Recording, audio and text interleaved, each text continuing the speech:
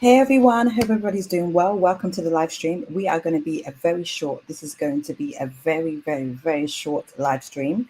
Good morning, good afternoon, good evening, everyone. I pray everybody's having an amazing day.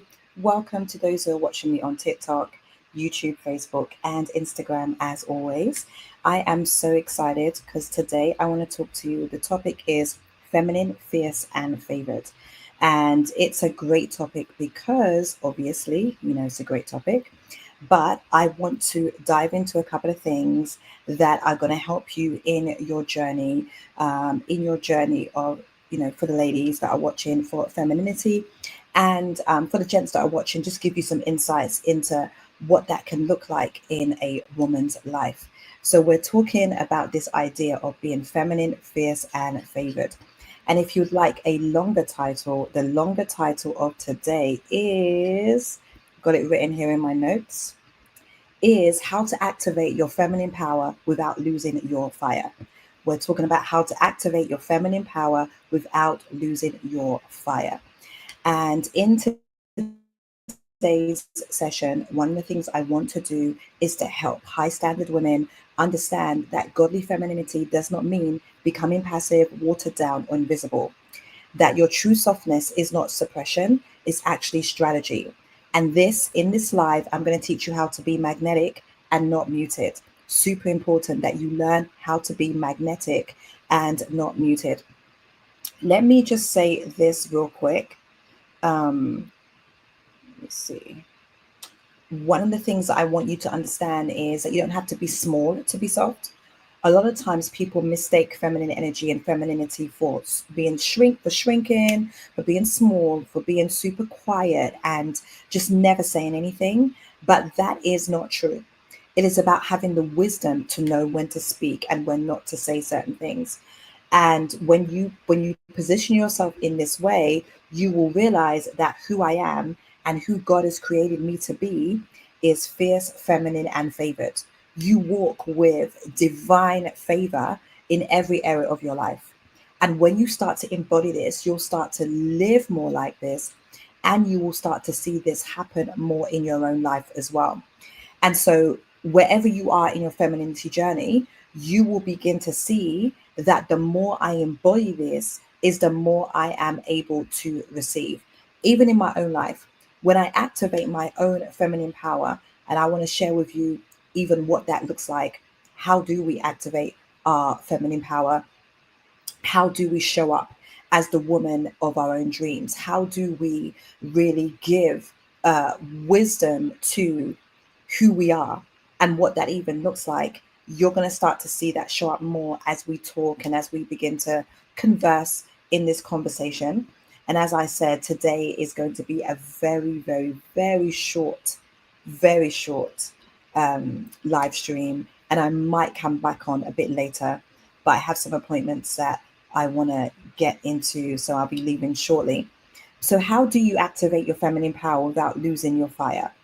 This question, I know it lives in the heart of all of us, and especially if we've ever felt punished for our brilliance, or praised for your submission, or praised for your softness, but never all the things at the same time. And I want to redefine what power actually looks like. Power is not how loud you are, it's about how rooted you are. A woman who knows her femininity and her feminine energy and her feminine power, it's never about showing up and being super loud. It is always about knowing that I'm rooted and grounded. You've got to kind of see it from that perspective. And fire doesn't have to be visible. Sometimes it is a quiet confidence that actually burns inside of you. It's that quiet confidence of you knowing who you are, of you showing up to the day knowing who you are. And the Bible gives us very some very good examples of what that looks like. The scriptures show us women like Esther and Abigail who use soft power in their life to create massive shifts without screaming to be heard. You never once see those women in particular shouting and screaming, trying to overdo it. They just have this idea of legacy and how they can make it work. Because you're not being asked to stop being powerful. It's about redirecting your power so it builds legacy and not just noise. The second thing I want to say today is that being soft doesn't mean you stop asking for what you want. I will always ask. It means you ask from overflow, not from overcompensation. So I know I'm abundant. I know that I'm prosperous. I know that I carry legacy and luxury. I know I'm divine. And so, because of that, I ask from that place of overflow. Of course, my answers are going to be accepted. Of course, my requests are not going to be denied because I'm God's daughter. And so, when you think of it from that place, it is really different. Femininity is the container for your fire. It guides it and doesn't extinguish it. And godly femininity brings you calm clarity. It allows you to have this receptive strength and also this idea of sacred mystery, of never being so easy to figure out. If you're the woman who's always able to be figured out and you're so predictable, you're so obvious, then you aren't actually walking in your divine feminine energy. And that's why today's topic is about being fierce, feminine, and favored. Because when a woman is favored and she walks in her power, I have a question for you today. When did you start equating being led with being lesser? And what would happen if your softness became your superpower? If it really was what unlocked every door? Yesterday, I wrote a post saying that I'm not looking for doors or something like that, but I am the door. When you understand that the key to unlocking who you are is really showing up to the day, knowing that who God has created me to be is fierce, feminine, and favored. Number three, you can stay fiery without being in panic and desperation and just calamity. Your fire is for purpose, not panicking. So you can lead in the boardroom, you can build ministries, you can have a six-figure company and still be the woman who melts in the arms of a man who honors her softness. And this is such a great thing because you don't have to give up your ambition, but you do need to let God reassign the energy behind your ambition. Because sometimes the way we show up with ambition is that we're letting it be the driving force. You were never meant to do everything. The fire that you have, the passion that you have, the energy that you have is meant to warm you, but not burn you out. So burnout is an antithesis of who you were called to be. It is the opposite of what you were called to be.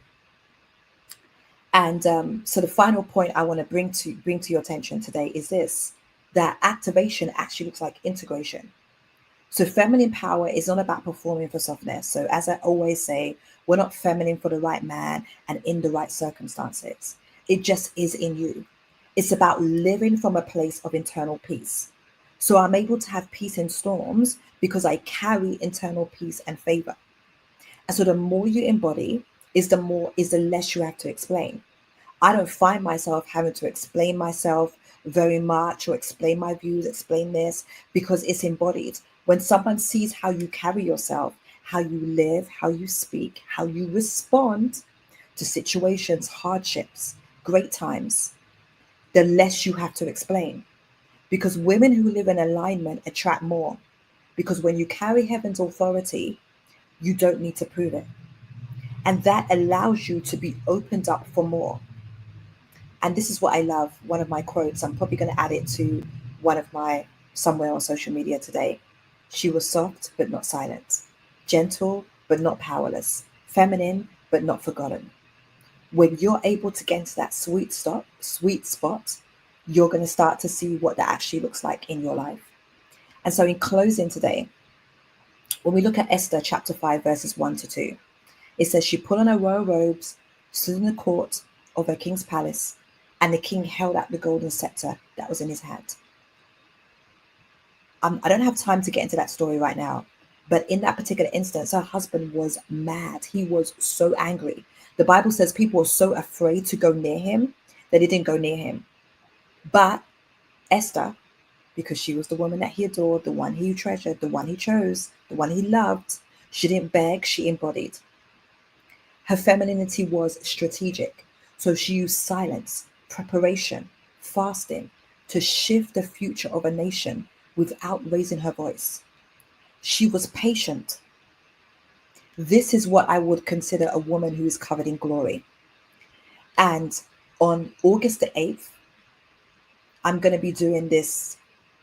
I've never done a masterclass like this before. On August the 8th, I'm doing a masterclass called Doxa, Doxa, Doxa, because you don't have to choose between being powerful and being pursued. You don't have to trade your softness to be taken seriously, and you don't have to perform to be provided for. But you do need to activate the doxa. The word doxa means glory. You need to activate the glory that God has on your life, the weight, the glory.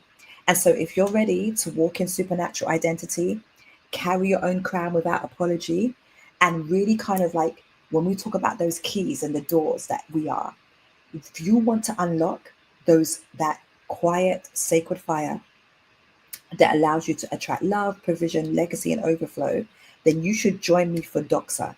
If you want to join me for Doxa, Doxa the masterclass is going to be on 8th of August. I have never done a masterclass like this before. This is going to be such a powerful time for you, everyone that joins.